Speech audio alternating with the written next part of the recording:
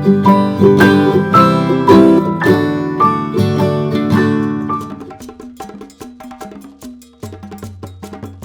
बड़े राज्य में एक राजा रहता था जिसे जानवरों से बहुत प्यार था।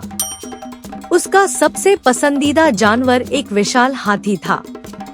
राजा ने हाथी के लिए एक बड़ा घर बनवाया और एक देखभाल करने वाले को चुना ताकि हाथी हमेशा खुश और स्वस्थ रहे। एक दिन एक छोटी बिल्ली हाथी के घर में आ गई। हाथी, जो आराम कर रहा था, ने देखा कि बिल्ली उसका खाना खा रही है। हाथी ने इसे बुरा नहीं माना और बिल्ली के साथ अपना खाना बांट लिया।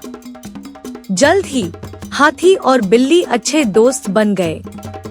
बिल्ली ने हाथी के घर में रहने का फैसला किया और देखभाल करने वाले ने भी इसे खुशी से रहने दिया क्योंकि बिल्ली स्वस्थ हो रही थी। एक दिन एक किसान ने बिल्ली को देखा और उसे अपने घर ले जाने की इच्छा जताई। उसने देखभाल करने वाले को कुछ पैसे दिए और देखभाल करने वाले ने बिल्ली किसान को दे दी। जब बिल्ली चली गई तो हाथी बहुत उदास हो गया।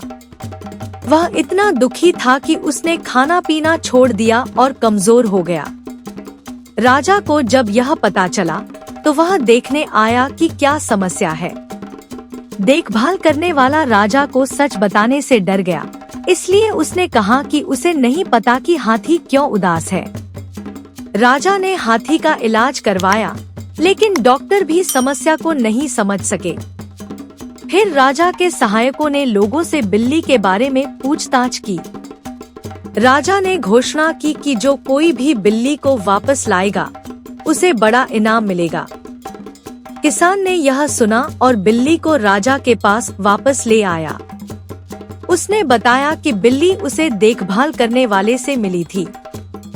देखभाल करने वाले ने अपनी गलती के लिए माफी मांगी। राजा बिल और हाथी को फिर से एक साथ देखकर बहुत खुश हुआ। उसने तय किया कि बिल्ली हमेशा हाथी के साथ रहेगी। हाथी और बिल्ली बहुत खुश हुए।